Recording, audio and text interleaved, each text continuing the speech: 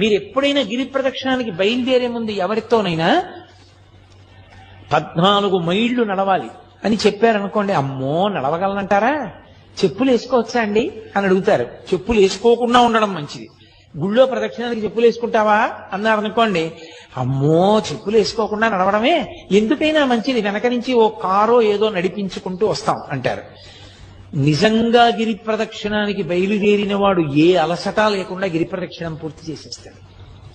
పరమ సంతోషంగా పూర్తి చేస్తాడు.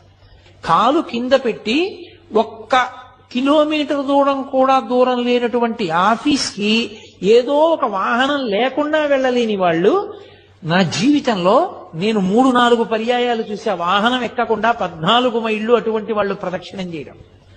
అందరికన్నా ముందు నడుస్తూ చేశారు కూడా వాళ్ళు. అది ఆ అరుణాచలేశ్వరుడి అనుగ్రహం.